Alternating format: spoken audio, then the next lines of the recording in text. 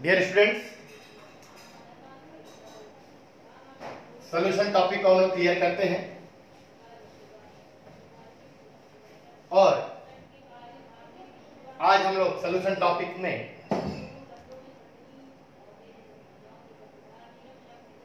Solution आप लोग जानते ही हो, homogeneous mixture of two or more than two components G, दो या दो से अधिक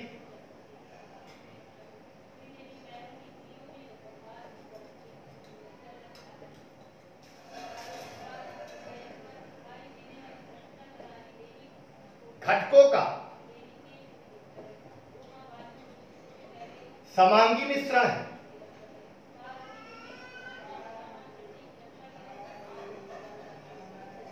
कौन? सॉल्यूशन। जी हाँ, यानी कि कंपोनेंट जनरली जितने भी उसको हम दो कंपोनेंट में डिवाइड कर लेते हैं और आपको पता है एक कंपोनेंट को क्या बोलते हैं हम लोग? सॉल्यूट। और दूसरे कंपोनेंट को हम लोग क्या बोलते हैं? सॉल्वेंट। जी हाँ, सॉल्यूट सॉल्वेंट में डिसॉल्व होता है, क्या बनता है? सॉल्यूशन।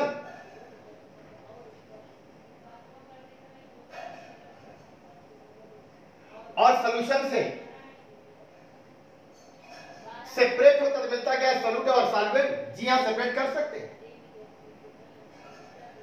इनके बीच इक्विलिब्रियम आ जाता है और जब इक्विलिब्रियम आ गया जो मिला वही क्या? हमारा सॉल्यूशन है।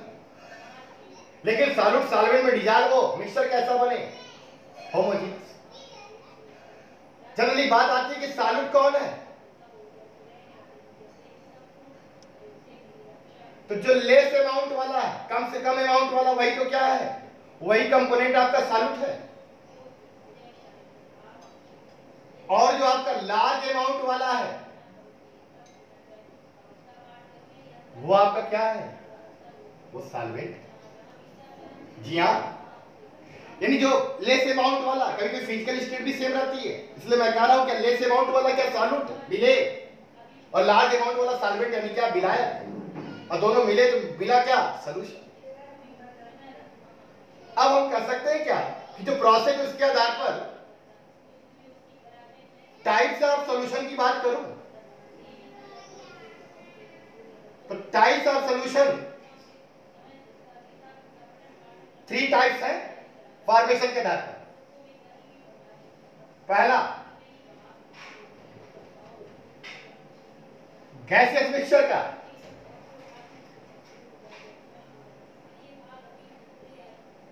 जी हां, हमेशा होमोजेनियस रहता है, बट हमेशा ये सॉल्यूशन ही नहीं बनाते।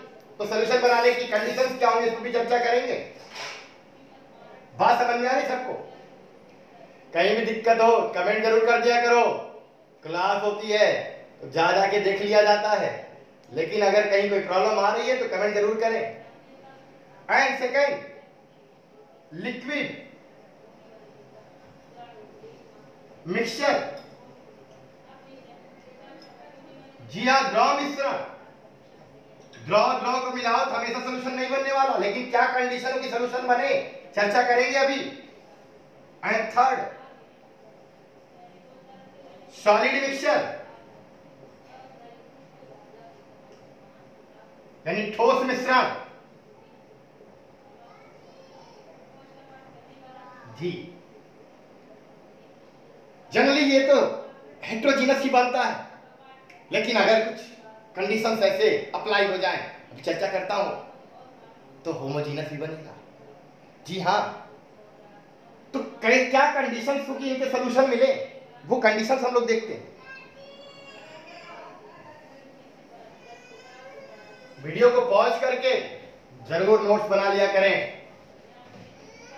अब देखें, कंडीशंस देखते हैं।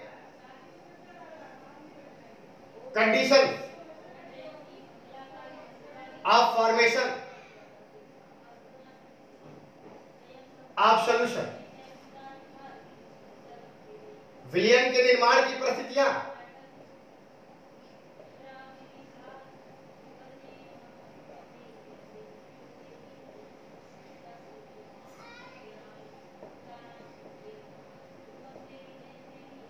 तो पहला कंडीशन क्या है?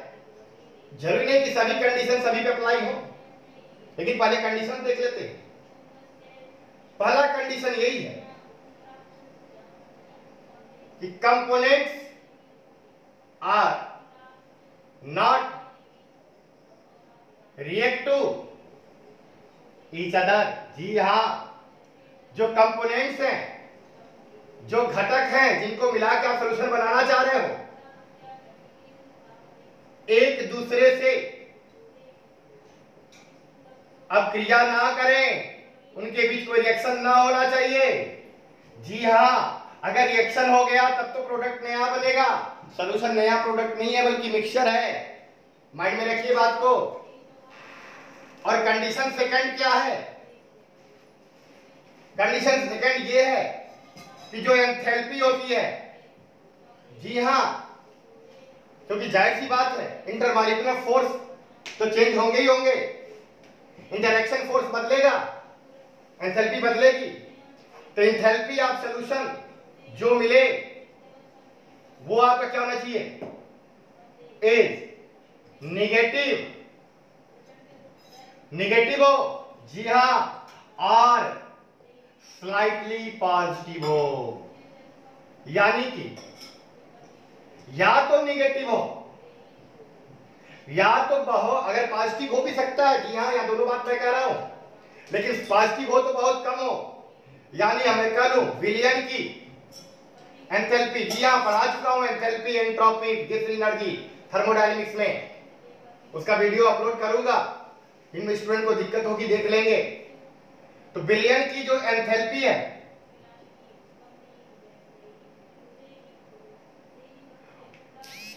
नेगेटिव हो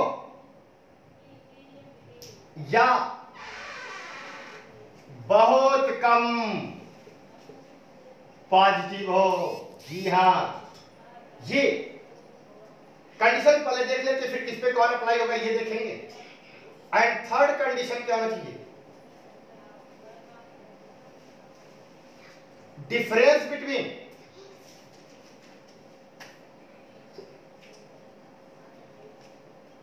साइज ऑफ कंपोनेंट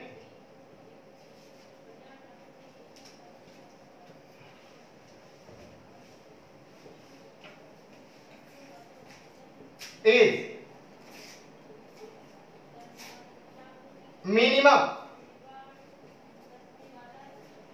approx 15%। यानी जो घटक हैं विलेय और विलायक, सॉल्यूट और सॉल्वेंट, जी, उनके जो पार्टिकल्स हैं, उन कंपोनेंट के साइज, उनकी साइज के बीच डिफरेंस बहुत ज्यादा नहीं होना चाहिए। जी हाँ, उनके कंपोनेंट्स के बीच साइज जो है बहुत ज्यादा नहीं होना चाहिए। और वो डिफरेंस कितना होना चाहिए? 15%।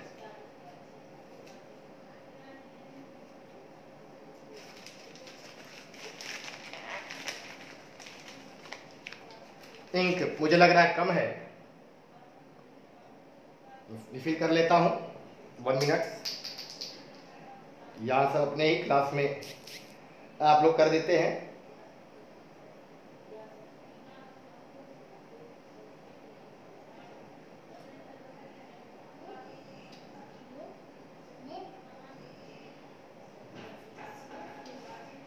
जी,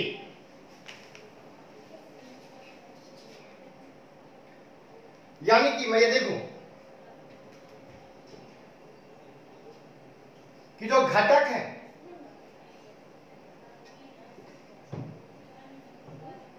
जो कण है,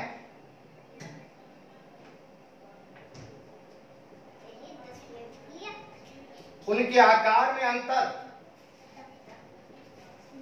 15% से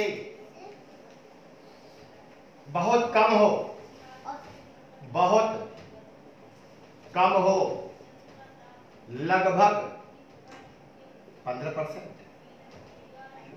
जी हाँ। तो क्या कह रहा हूं मैं, condition of formation of solution, विलयन के निर्माण की परिस्थितियां क्या है? ये तीन कंडीशन है। पहला है कि जो कंपोनेंट सॉल्यूट और सॉल्वेंट एक दूसरे से रिएक्ट ना करें, अपक्रिया ना करें। सेकंड में कह रहा हूं क्या, उनके बीच जो एंथैल्पी का डिफरेंस हो, जो एंथैल्पी मिले सॉल्यूशन की, या तो वो निगेटिव हो या तो बहुत कम पॉजिटिव हो। और थर्ड पॉइंट क्या मैं कह रहा हूं कि उनकी जो पार्टिकल है उनकी साइज का डिफरेंस 50% से ज्यादा नहीं होना चाहिए। अब बात यार क्या कि ये तीनों के लिए नहीं, मेरे पास तीन तरह के सॉल्यूशन सकते हैं, गैसेस मिक्सचर, लिक्विड मिक्सचर और सॉलिड मिक्सचर। तो गैसियस मिक्सचर के लिए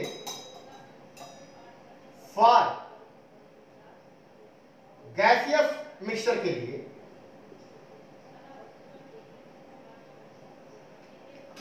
केवल कंडीशन फर्स्ट ही अप्लाई हो जाए तो सॉल्यूशन बन जाएगा।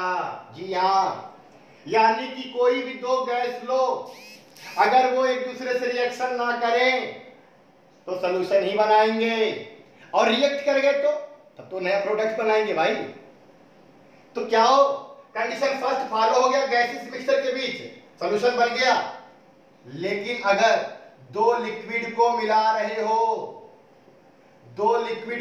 रहे हो और सॉल्यूशन बने तो कंडीशन फर्स्ट भी फॉलो हो और कंडीशन सेकंड भी फॉलो हो, यानी एक दूसरे से रिएक्ट भी ना करें और जो एंथैल्पी का चेंज है वो बहुत कम हो, निगेटिव हो, या तो क्या हो, बहुत कम पॉजिटिव। लेकिन अगर हम लिक्विड का अगर चाहते हैं, सॉलिड का चाहते हैं सॉल्यूशन फॉर्मेशन हो, तो कंडीशन फर्स्ट भी फॉलो कराना पड़ेगा, कंडीशन सेकंड भी फॉलो करे और कंडीशन थर्ड भी फॉलो करे, तब ये समझिए कि क्या बनेगा हमारा सॉलिड का। यानी सॉलिड का ये भी कंडीशन और उनके दोनों सॉल्यूट और सॉल्वेंट के जो पार्टिकल उनकी साइज का डिफरेंस बहुत ज्यादा नहीं है, 50% के अप्रॉक्स है, तब तो बनेगा होमोजेनस, अदरवाइज क्या बन जाएगा, हेटेरोजेनस। तो अगर हम चाहते हैं गैसियस मिक्सचर बने तो पहला ही कंडीशन फॉलो कर ले जाए, गैसियस मिक्सचर का सॉल्यूशन बन गया। जी हाँ, लेकिन अगर लिक्विड है तो दोनों कंडीशन फर्स्ट सेकंड दोनों फॉलो करना चाहिए, और सॉलिड के लिए तीनों फॉलो करना चाहिए। तो बात आ रही है, सॉल्यूशन 3 टाइप्स के, लेकिन अगर गैसियस सॉल्यूशन बनाना है बस इतना ही हो जाए, दो गैसों को मिलाने पर यही अगर कंडीशन फॉलो कर रहा है तो गैसियस सॉल्यूशन। अगर लिक्विड मिला रहा है तो ये और ये दोनों फॉलो करना चाहिए, तब तो बनेगा सॉल्यूशन, और सॉलिड के लिए तीनों फॉलो करना चाहिए। बात समझ आ रही है? अब आते हैं नेक्स्ट, क्या प्रोसेस होता है जब सॉल्यूशन बनता है। तो यहीं पर मैं लिख रहा हूं क्या,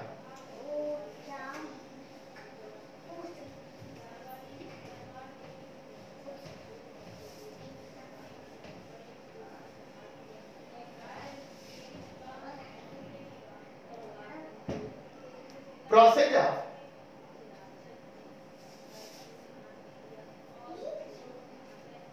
फॉर्मेशन ऑफ सॉल्यूशन। विलयन का जब निर्माण हो रहा है तो क्या प्रक्रिया अपनाई जाती है, क्या प्रक्रिया होती है।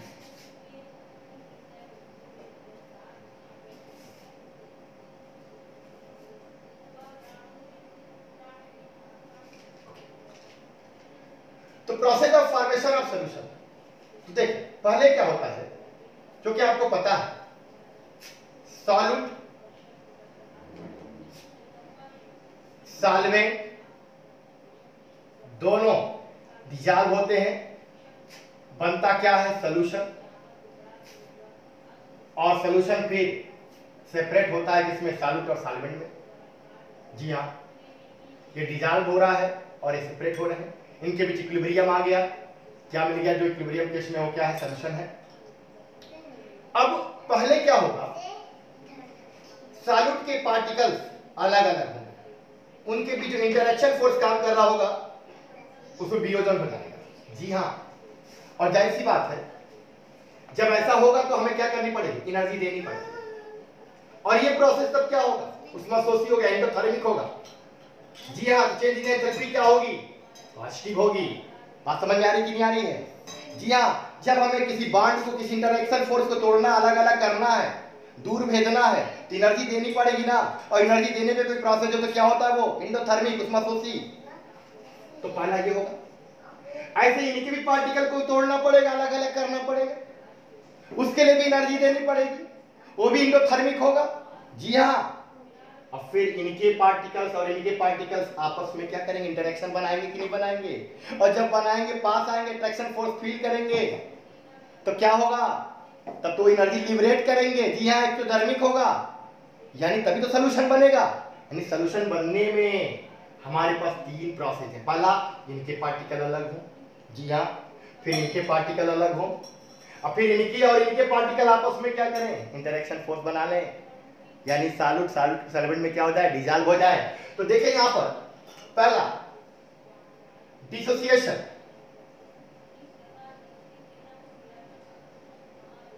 Of interaction force between solute particle, जी, तो विलेय के कणों का हम कह सकते हैं वियोजन हो, जी। और सेकंड, अब इनके कणों के बीच डिसोसिएशन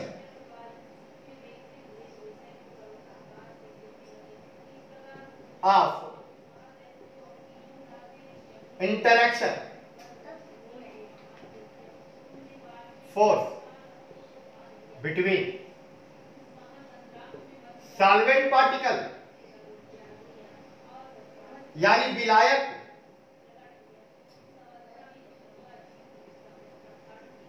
के कणों का वियोजन,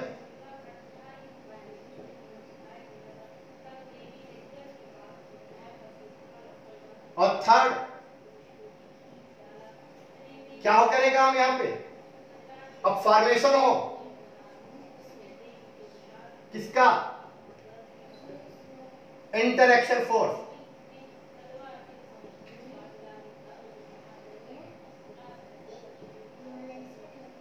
बिटवीन सॉल्यूट एंड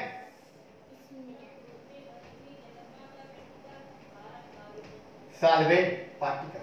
जी हां, अब क्या हो, विलेय और विलायक के कणों के मध्य अंतराणविक बल का निर्माण।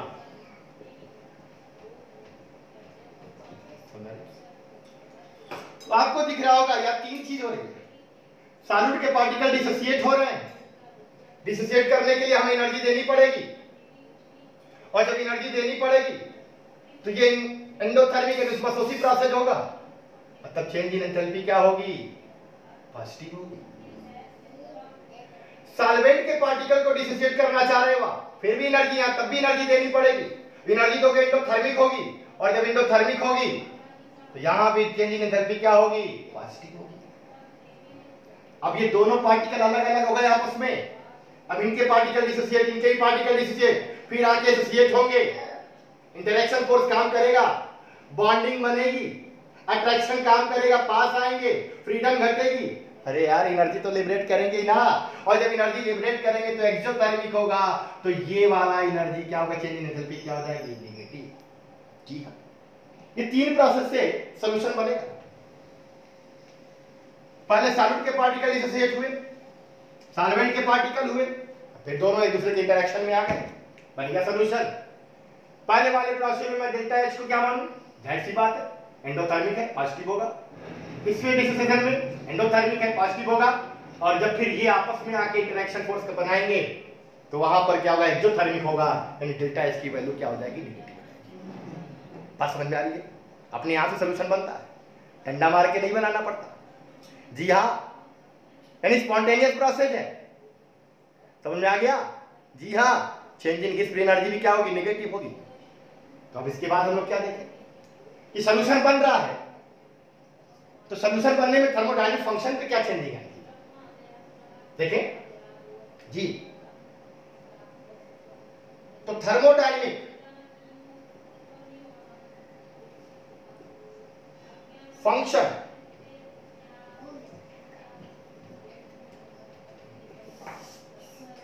ऑफ सोल्यूशन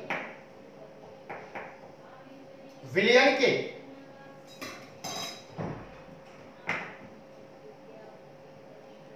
उष्मा गतिकी फलन। जी हाँ, जो 3 फंक्शन दिए गए, कौन कौन, चेंज इन, याद आ रहा, thermodynamics, enthalpy, second change in entropy, and third gives free energy. ये तीनों देखा जाए, सॉल्यूशन जब बनता है तो ये तीनों फंक्शन में क्या चेंजिंग आती है,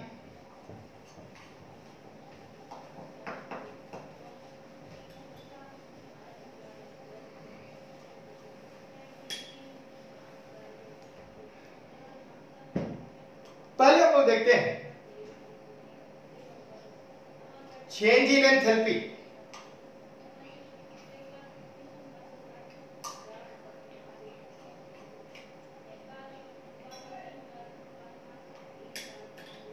सॉल्यूशन बनता है तो मैंने बताया था पहले, सॉल्यूट के पार्टिकल, जी हाँ, टूटते हैं,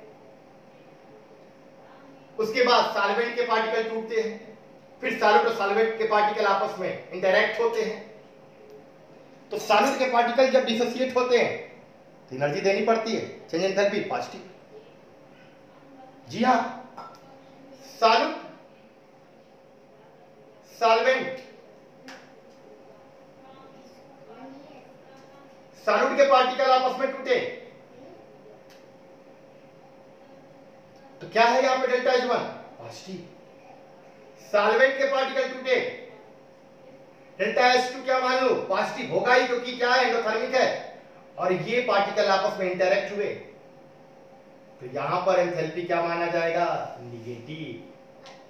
जी हाँ, सॉल्यूट के पार्टिकल क्यों डिसोसिएशन हुआ था, ये पॉजिटिव क्यों, डिसोसिएशन हुआ था, और ये निगेटिव क्यों, क्योंकि इंटरैक्शन हो रहा है भाई, इंटरैक्शन हो रहा है। जी हाँ, इंटरैक्शन हो रहा है। तो आपको पता है change in enthalpy of solution क्या होगा, पहले प्रोसेस में चेंज इन एंथैल्पी क्या है, डेल्टा एच वन पॉजिटिव है, दूसरे स्टेप में क्या है, क्योंकि आपको पता है एडिटिव प्रॉपर्टी है ये, तो डेल्टा एच टू क्या है, वो भी पॉजिटिव है, और तीसरे स्टेप में जो डेल्टा एच है वो क्या है, निगेटिव है। यानी डेल्टा एच सॉल्यूशन जो हमारा है वो यहां पे delta H one plus delta H two और माइनस डेल्टा एच थ्री। अब ये ओवरऑल क्या आएगा, पॉजिटिव की निगेटिव। तो एक्सपेरिमेंटली ये देखा गया कि डेल्टा या सॉल्यूशन की वैल्यू पॉजिटिव भी आ सकती है और नेगेटिव भी। डेल्टा एच नेगेटिव आर में बी पॉजिटिव, लेकिन अगर पॉजिटिव होगी तो बहुत कम पॉजिटिव देखने को मिले। ऐसा क्यों, अभी आगे आपको दिख जाएगा। यानी ये देखें कि जब सॉल्यूशन का फॉर्मेशन होता है तो पहले सॉल्यूट हमारा टूटता है, उसमें एंथैल्पी हमारी कैसी होती है, पॉजिटिव होती है, पहला स्टेप। सेकेंड स्टेप में सॉल्वेंट के पार्टिकल डिसोसिएट होते हैं, उसमें भी एंथैल्पी हमारी पॉजिटिव होगी, चेंज इन एंथैल्पी, क्योंकि वहां भी क्या है, जाहिर सी बात है एंडोथर्मिक है, उसमें ऑस्मोसिस रिएक्शन है। लेकिन इसके बाद जब सॉल्वेंट और सॉलिड के पार्टिकल आपस में मिलते हैं तो वहां चेंज इन एंथैल्पी क्या होती है, निगेटिव होती है। ये निगेटिव इन दोनों के पॉजिटिव से ज्यादा भी हो सकती है और कम भी, जी हां। इसलिए ओवरऑल निगेटिव होगी या maybe positive, maybe slightly positive, जी हां, स्लाइटली, बहुत कम पॉजिटिव। क्यों ऐसा भी देख सकते हैं। तो ये change in enthalpy, in enthalpy का हम नहीं कह सकते पॉजिटिव होगी कि निगेटिव होगी, पॉजिटिव हो सकती है, निगेटिव हो सकती है, लेकिन अगर पॉजिटिव हुई तो बहुत कम पॉजिटिव होगी, जी हां। इसमें सॉल्यूशन के फॉर्मेशन। सेकेंड देखा जाए चेंज इन एंट्रोपी। अब बता दो भाई एंट्रोपी क्या होती है। एंट्रोपी में परिवर्तन,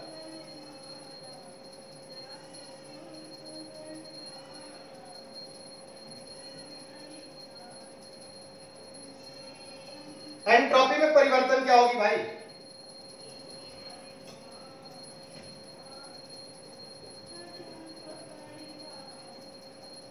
एंट्रोपी क्या होती है, डिग्री ऑफ फ्रीडम, या कह सकते हैं डिस्टरबेंस की मेजरमेंट है एंट्रोपी। जितना ही ज्यादा डिस्टरबेंस होगा, जितना ही ज्यादा फ्रीडम होगी, एंट्रोपी उतना ही ज्यादा होगी। एंट्रोपी पे मैंने लेक्चर दिया था, पूरा पूरा एक 2 दिन का लेक्चर एंट्रोपी पे था। तो यहां पर एंट्रोपी अगर बात करें तो बढ़ रही की घट रही है, देखेंगे फ्रीडम बढ़ रही की घट रही है। तो मैंने क्या किया, अगर सॉल्यूट लिया, जी हां सॉल्यूट लिया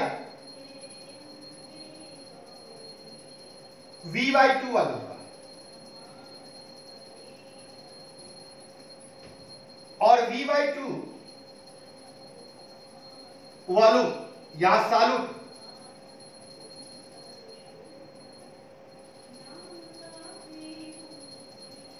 और ये सॉल्वेंट मिले और मिलाए, मिला दिया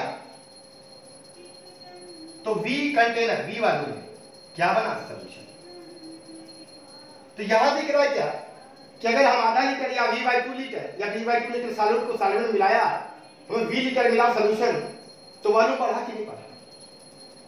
और जब वॉल्यूम बढ़ गया तो जाहिर सी बात है कि स्पेस बढ़ गए। स्पेस बढ़ गए तो मॉलिक्यूल को डिस्टर्ब यानी रैंडम होने के लिए और ज्यादा जगह मिल गई, फ्रीडम मिल बढ़ गया। यहां फ्रीडम कितना था, V/2 आधा, V/2 फ्रीडम था, यहां पे V हो गया, फ्रीडम बढ़ गई। क्योंकि ऐसा थोड़ा ना कि सॉल्यूट V/2 में ही रैंडम मोशन करेगा या सॉल्यूट V/2 में ही मोशन करेगा, वो तो पूरा V वॉल्यूम को कैप्चर करेगा। इसका मतलब फ्रीडम बढ़ गई, डिस्टरबेंस बढ़ गया, तो एंट्रोपी, फाइनल एंट्रोपी अपने इनिशियल एंट्रोपी से क्या होगी, ज्यादा होगी। क्योंकि डिस्टरबेंस बढ़ गया तो चेंज इन एंट्रोपी क्या होती है, फाइनल माइनस इनिशियल, और क्योंकि फाइनल बढ़ गई है अतः क्या होगी, पॉजिटिव। तो थर्मोडायनामिक फंक्शन को देखा जा रहा है, सॉल्यूशन के फॉर्मेशन एंथैल्पी क्या होती है, एंथैल्पी पॉजिटिव हो सकती है, नेगेटिव हो सकती है, लेकिन माइंड में नहीं पॉजिटिव होगी तो बहुत कम, लेकिन एंट्रोपी तो क्लियर है क्या होगी, पॉजिटिव होगी। जी हाँ, समझ बात आ रही है। क्योंकि यहाँ फ्रीडम क्या हो रहा है, बढ़ रहा है, इसलिए एंट्रोपी क्या हो रही है, बढ़ रही है। अब तीसरा फंक्शन हम लोगों को देखना क्या, वॉच करें, नोट करें, वीडियो को शेयर भी करें, लाइक भी करें। जी हाँ, बेसिक से लेकर के आईटी तक के कॉन्सेप्ट आपको मिल रहे हैं, जी हाँ पूरे पूरे मिलेंगे। लाइक करें, शेयर करें, बोर्ड्स भी अच्छा जाएगा, बोर्ड्स अच्छा जाए इसलिए ऐसा पढ़ाया जा रहा है। तो लाइक करें, कमेंट करें, शेयर करें, जी हाँ, और ज्यादा से ज्यादा लोगों तक वीडियो को पहुंचाएं, सब्सक्राइब करें। इसके बाद हम तीसरा यहां पर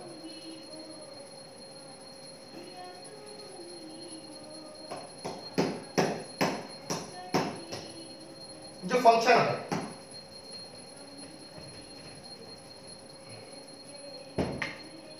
वो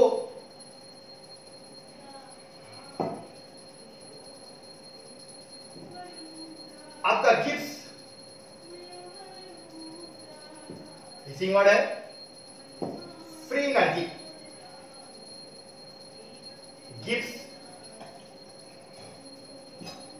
मुक्त ऊर्जा। पता है इक्वेशन पढ़ा गया था डेल्टा जी इक्वल, अच्छा पहले ऐसे कहते हैं कि फ्री एनर्जी क्या है, पॉजिटिव की नेगेटिव चेंज। अरे याद करो स्पॉन्टेनियस के लिए क्या होता था नेगेटिव, नॉन स्पॉन्टेनियस के लिए पॉजिटिव, और जीरो जाता था इक्विलिब्रियम आ जाता था। तो सॉल्यूट सॉल्वेंट में अपने आप डिसॉल्व होता है कि जबरदस्ती करना पड़ता है, कराना पड़ता है, अपने आप होता है, स्पॉन्टेनियस है। तो हमें तो पता है ना डेल्टा जी की वैल्यू क्या होगी, नेगेटिव। अब तो क्लियर हो गया? जी हाँ, change in enthalpy mostly negative but slightly positive हो सकता है। जी हाँ, डिपेंड करता सॉल्यूशन पे कैसा बन रहा है, किसका सॉल्यूशन बन रहा है। बात समझ में आ रही है? Change in entropy, change in entropy always positive, हमेशा पॉजिटिव होगा, और ये भी हमेशा नेगेटिव होगा। अरे इनमें रिलेशन ही पढ़ा गया क्या, delta G equal delta H minus T into delta H. जी हाँ, change in Gibbs free energy, change in enthalpy at temperature T, change in entropy. जी हाँ, टेम्परेचर फिक्स होना चाहिए सभी कंडीशंस को एक साथ देखने के लिए। अब ये नेगेटिव है, हमेशा नेगेटिव होगा ही होगा, ये पॉजिटिव है, हमेशा पॉजिटिव ही होगा, ये नेगेटिव हो सकता है और पॉजिटिव भी। अब इसको अगर मैं फॉलो कर रहा हूं कि ये नेगेटिव होगा और ये हमेशा पॉजिटिव होगा, तो ये नेगेटिव वैल्यू कब मिलेगी आरएचएस, जब डेल्टा एच इससे बहुत कम हो। जी हाँ, या तो नेगेटिव हो। तो डेल्टा एच इफ यहां दिख रहा है delta H is negative or slightly positive, then delta G is negative। तो डेल्टा जी इज निगेटिव कब होगा, जब हमारा डेल्टा एच क्या हो, निगेटिव हो, या स्लाइटली क्या हो, पॉजिटिव हो। इसलिए मैं कह रहा डेल्टा एच फिक्स नहीं है, लेकिन डेल्टा एच फिक्स है, डेल्टा जी फिक्स है। जी हाँ, तो ये बात समझ में आ गई, ये थर्मोडायनामिक फंक्शन हो गए इसके सॉल्यूशन के। Change in enthalpy, change in entropy and gives free energy. अब इसके बाद क्या देखेंगे, इसके बाद इफेक्टिंग फैक्टर देखते हैं कि सॉल्यूट सॉल्वेंट में डिसॉल्व हो रहा है, तो क्या फैक्टर होगा कि सॉल्यूशन जो सॉल्यूट है उसका जो सॉल्युबिलिटी है वो बढ़ जाएगी। क्या फैक्टर करेंगे कि सॉल्युबिलिटी घट जाएगी, तो वो इफेक्टिव फैक्टर देखते हैं। जी हाँ, आज के वीडियो में लास्ट टॉपिक होगा ये, इसी में हेनरी लॉ भी आ जाएगी।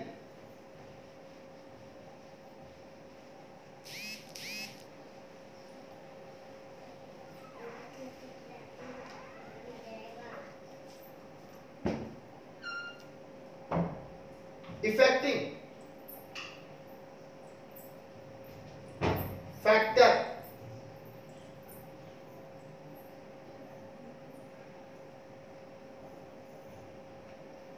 Of solubility of solute in solvent। जी हाँ, जो विलेय है कि विलायक में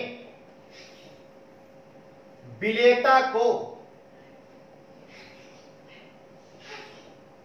प्रभावित करने वाले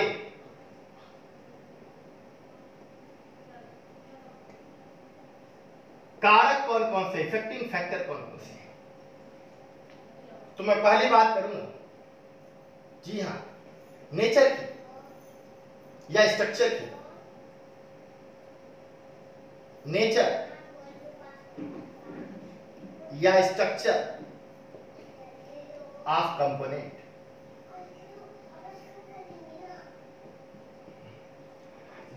की प्रकृति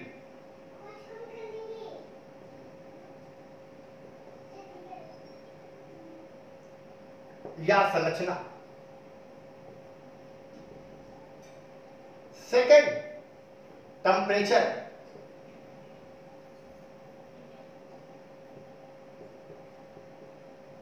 एंड थर्ड,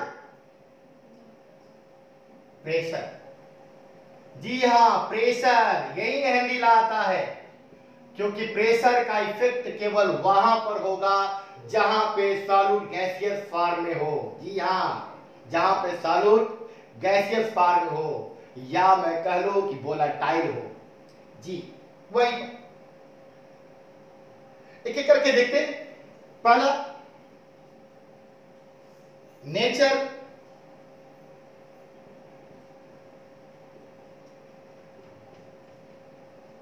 और स्ट्रक्चर ऑफ कंपोनेंट। इसका क्या, सिंपल सा, नेचर या स्ट्रक्चर ऑफ कंपोनेंट्स का क्या है? जी हाँ, आप लोग बार बार सुनते रहे होंगे मेरे लेक्चर में भी, एक्सेप्शन भी इसका है, देखने को मिलेगा, लेकिन पहले समझते मोटे तौर पे। जो पोलर है वो पोलर में ज्यादा सॉल्युबल होगा। जी हाँ, यानी लाइक नेचर के होने चाहिए, और नॉन पोलर में ज्यादा सॉल्युबल होगा। जी हाँ, लेकिन पोलर नॉन पोलर में क्या होगा, सॉल्युबिलिटी कम होगी। तो लाइक नेचर अगर जाता है, लाइक नेचर,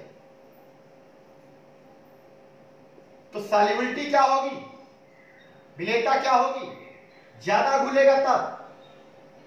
लेकिन अगर ये डिसलाइक नेचर हो या अनलाइक नेचर हो या स्ट्रक्चर हो, जैसे नॉन पोलर को पोलर में या पोलर को नॉन पोलर में, तब वहां पर सॉल्युबिलिटी क्या हो जाएगी भाई, कम हो जाएगी। बात समझ में आ रही है? कहीं भी इसका एक्सेप्शन भी है। जनरली आयनिक कंपाउंड जब वाटर में घुलता है तो आयनिक कंपाउंड में लैटिस बने होते हैं, और मैं आपको बता दूं, फॉर आयनिक कंपाउंड, जी, उनकी आयनिक कंपाउंड की एक होती है हाइड्रेशन एनर्जी। अगर वो लैटिस एनर्जी से ज्यादा है तो सॉल्युबिलिटी ज्यादा होगी।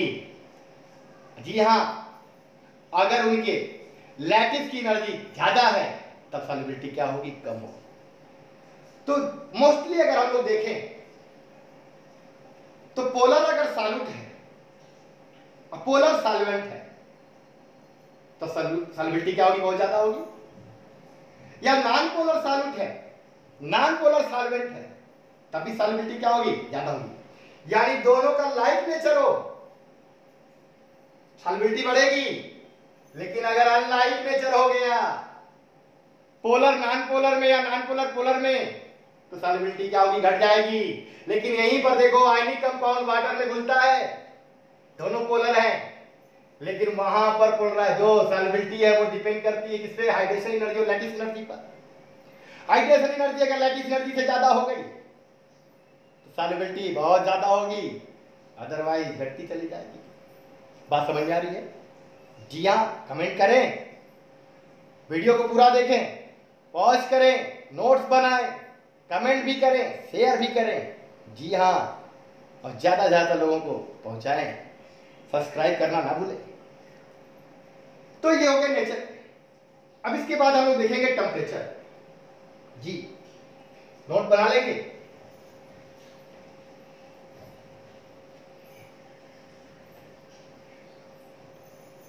सेकेंड,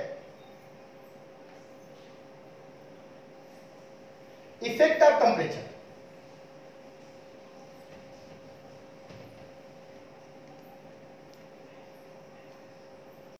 थर्ड इफेक्टिव फैक्टर देखना हम लोग, क्या, टेम्परेचर। पहला नेचर, स्ट्रक्चर, सेकंड देखते क्या हम लोग, टेम्परेचर। इफेक्ट ऑफ टेम्परेचर,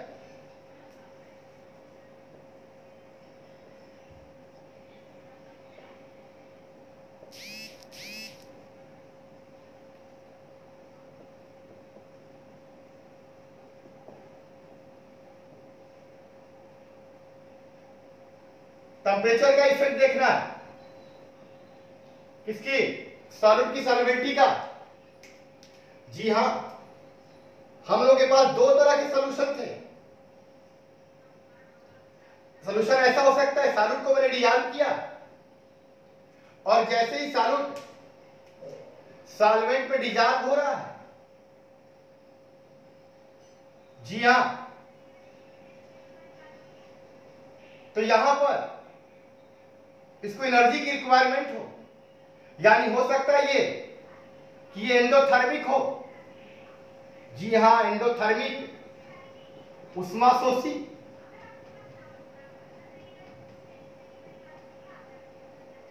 और जब एंडोथर्मिक होगा तो टेम्परेचर के बढ़ाने पर सॉल्युबिलिटी क्या होगी? बढ़ेगी। और टेम्परेचर के घटाने पर सॉल्युबिलिटी घटेगी। जी हाँ, ज्यादातर ऐसा ही होता है।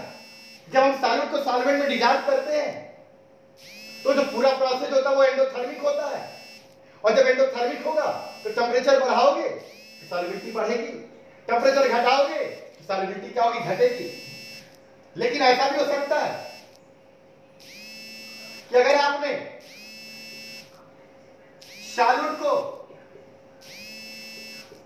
सॉल्वेंट में डिसॉल्व किया और पूरा का पूरा प्रोसेस एक्सोथर्मिक है, उष्माक्षेपी है। जी हां, कहां होता है? जी हां, जब आप चूने को पानी में घोलते हो तो प्रोसेस एक्सोथर्मिक रहता है, और तब आप टेम्परेचर बढ़ाते हो तो उसकी सॉल्युबिलिटी क्या होती है? घट जाती है। और अगर टेम्परेचर घटाते हो तो सॉल्युबिलिटी क्या होती है? वहां पर बढ़ जाती है। जी हाँ, तो हमारे दो तरह के सॉल्यूशन हो सकते हैं, एंडोथर्मिक और एक्सोथर्मिक, उष्माशोषी उष्माक्षेपी। अगर एंडोथर्मिक है, जैसे चीनी को पानी में घोलते हैं और टेम्परेचर बढ़ाते हैं, सॉल्युबिलिटी क्या होती? बढ़ जाती है। लेकिन जब टेम्परेचर को घटाएंगे सॉल्युबिलिटी क्या होगी? घट जाएगी। जो प्रोसेस जो सॉल्यूट का सॉल्वेंट में डिसॉल्व होना, जो प्रोसेस एंडोथर्मिक होगा, टेम्परेचर के प्रोपोर्शन में होगा। लेकिन अगर वहीं पे सॉल्यूट सॉल्वेंट में डिसॉल्व हो रहा है और एक्सोथर्मिक हो प्रोसेस, जैसे आप लाइन को घोलते हो वाटर में, प्रोसेस पूरा पूरा एक्सोथर्मिक होता है, तो वहां टेम्परेचर को बढ़ाओगे सॉल्युबिलिटी क्या होगी? घट जाएगी। जी हां, रेसिप्रोकल होगा, और टेम्परेचर घटाओगे सॉल्युबिलिटी क्या होगी? बढ़ जाएगी। टेम्परेचर का इफेक्ट अलग अलग सॉल्यूशन के अलग अलग आएगा। जी हाँ, किसी में टेम्परेचर बढ़ाने पे सॉल्युबिलिटी बढ़ेगी, किसी में टेम्परेचर घटाने पे सॉल्युबिलिटी क्या होगी? घटेगी। किसी में टेम्परेचर घटाने पे सॉल्युबिलिटी बढ़ जाएगी और बढ़ाने पर घट जाएगी। अगर ऐसा होता है तो समझ लेना कि वो एंडोथर्मिक है कि एक्सोथर्मिक है। अगर एंडोथर्मिक है तो टेम्परेचर के प्रोपोर्शन में है, और एक्सोथर्मिक है तो टेम्परेचर के रेसिप्रोकल है। जी हाँ, पूरी तरह समझिए। इसके बाद थर्ड इफेक्ट,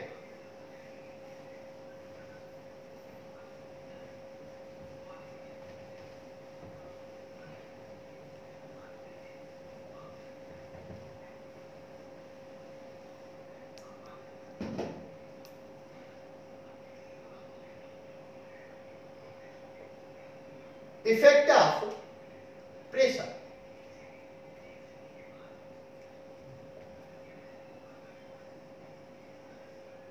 जी हां, दाब का प्रभाव। जी आपको बता दें, ये वाला इफेक्ट केवल तभी देखा जाता है, ये इफेक्ट, ये प्रेशर तभी अफेक्ट करता है जब सॉल्यूट हमारा गैसेस फॉर्म में हो, या फिर कह सकते वोलाटाइल हो। यानी इफेक्ट ऑफ प्रेशर हम तभी देखेंगे जब सॉल्यूट हमारा क्या हो? गैसियस फेज में हो, गैसीय अवस्था में हो, या मैं कह लूं क्या हो? वोलाटाइल हो। जी हां, और इसके इफेक्ट को देखने के लिए तब हम हेनरी लॉ को अप्लाई करेंगे। जी हां, हेनरी लॉ वहीं एप्लीकेबल होगा जब हमारा सॉल्यूट कैसा होगा, गैसियस फेज में होगा, या सॉल्यूट हमारा क्या होगा, वोलेटाइल होगा। और क्या है हेनरी लॉ, समझते हैं। मैंने कंटेनर लिया, इसमें एक सॉल्वेंट लिया, और सॉल्वेंट में मैंने वोलेटाइल सॉल्यूट को डिजॉल्व किया, तो कुछ इसमें डिजॉल्व हो गए,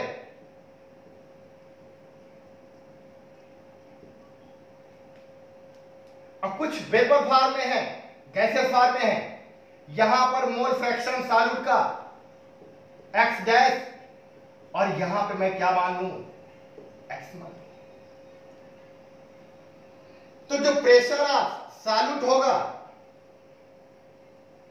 विलेय का जो दाब होगा, वह जो सॉल्यूट डिजॉल्व है सॉल्वेंट में, उसके मोल फ्रैक्शन के डायरेक्टली प्रोपोर्शन में होगा। यानी हेनरी लॉ क्या कहलाता है, हेनरी नियम के अनुसार विलेय का जो दाब है वह विलायक में घुले हुए विलेय के मोल प्रभाज के समानुपाती है। सब कांस्टेंट टेंपरेचर पे है जी। At constant temperature pressure of solute is directly proportional to mole fraction of solute which are dissolving solvent. Pressure of solute proportion के साइन को हटाते हैं, कांस्टेंट लाते हैं, और इस कांस्टेंट को मैं kh से लिख रहा हूं, और ये kh जो कांस्टेंट आया, ये कांस्टेंट कहलाता है हेनरी कांस्टेंट। जी हां, हेनरी कांस्टेंट। अब आपको बता दें कि जो प्रेशर यहां पर सॉल्यूट का होगा वो इसके मोल फ्रैक्शन के प्रोपोर्शन में होगा। जी हां, जो सॉल्यूट का प्रेशर है वो होगा टोटल जो प्रेशर होगा सॉल्यूट का प्लस सॉल्वेंट का मिला के, और x डैश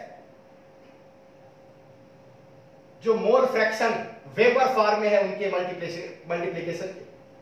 जी हां, तो स्टोवार्ड लॉ है। अभी आगे लोग इसको देखेंगे तो हम लोग कह सकते हैं क्या, P सॉल्यूट की जगह x dash solute total pressure Henry constant into mole fraction of solute which are dissolving pure solvent. यानी यहां से हम हेनरी कांस्टेंट निकाल सकते हैं। जी हां, हेनरी कांस्टेंट की वैल्यू क्या होगी, तो ये देखें, मोल fraction of solute which are gaseous form upon mole fraction of solute,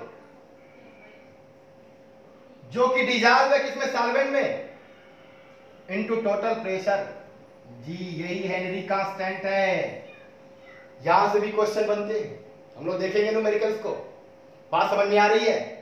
तो इफेक्टिंग फैक्टर जो सॉल्युबिलिटी को इफेक्ट करते हैं, वो इफेक्टिंग फैक्टर हमारे 3 हैं। कौन कौन से, पहला स्ट्रक्चर या नेचर, दूसरा टेम्परेचर, और तीसरा जो प्रेशर का इफेक्ट है वो तभी केवल अफेक्ट करता है जब सॉल्यूट हमारा गैसेस फॉर्म में हो, यानी वोलेटाइल हो, तभी करता है।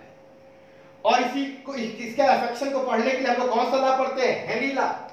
और हेनरी लॉ है क्या, कह सकते हैं pressure of solute is directly proportional to mole fraction of solute which are dissolving pure solvent. जी हां, लेकिन सॉल्यूट हमारा गैसियस या वोलेटाइल होना चाहिए। तो सॉल्यूट का जो प्रेशर है वो सॉल्यूट के मोल फ्रैक्शन के प्रोपोर्शन में था, प्रोपोर्शन के साइन को हटाया, कांस्टेंट आया, और ये कांस्टेंट क्या कहलाएगा, हेनरी कांस्टेंट। जी हां, हेनरी कांस्टेंट। ये पूरा पूरा लॉ हेनरी लॉ हो गया। अब जो सॉल्यूट का प्रेशर है यहां पर हम लोग जी अभी आगे पढ़ेंगे राउट लॉ, वहां से निकाल सकते हैं। जो सॉल्यूट का प्रेशर है वह मोल फ्रैक्शन ऑफ सॉल्यूट जो गैसेस फॉर्म में वही तो प्रेशर बना रहा होगा, इनटू टोटल प्रेशर के क्या होगा, मल्टीप्लिकेशन के इक्वल होगा। अब ये वैल्यू हम लोग यहां पे रख सकते हैं। तो ये क्या हो गया, ये भी मोल फ्रैक्शन है, ये भी मोल फ्रैक्शन है। दोनों सॉल्यूट का ही है, लेकिन चूंकि सॉल्यूट हमारा वोलेटाइल है इसलिए सॉल्यूट कुछ हमारा डिजॉल्व भी होगा और कुछ सॉल्यूट वेपर फॉर्म में भी होगा। वेपर फॉर्म में जो मोल फ्रैक्शन वो ये है और जो डिजॉल्व है वो उसका मोल फ्रैक्शन ये है। ये टोटल प्रेशर जो सॉल्यूट सॉल्वेंट का मिला के है और ये हेनरी कांस्टेंट, तो हेनरी कांस्टेंट क्या हो जाएगा, x dash solute upon x solute into PT. PT यानी टोटल प्रेशर, क्योंकि हमारा सॉल्वेंट भी वोलेटाइल हो सकता है, सॉल्यूट वोलेटाइल तो होना ही चाहिए और दोनों गैसेस फॉर्म में दोनों प्रेशर अप्लाई कर रहे होंगे सरफेस पे मिला के टोटल प्रेशर। गैसियस फॉर्म में जो भी हमारा सॉल्यूट है उसका मोल फ्रैक्शन और यहां पे जो सॉल्वेंट में डिजॉल्व है उसका मोल फ्रैक्शन। अगर ये पता है तो क्या निकाल लेंगे, हेनरी कांस्टेंट। जी हाँ, नोट कर लें, पॉज कर लें वीडियो को, नोट कर लें और अच्छा सा नोट्स बनाएं, न्यूमेरिकल अटेम्प्ट करें। जी हाँ, कोई अगर दिक्कत हो तो कमेंट करें। जी हाँ, वीडियो को शेयर करें, लाइक करें और ज्यादा से ज्यादा लोगों तक सब्सक्राइब कराएं। Okay, thank you.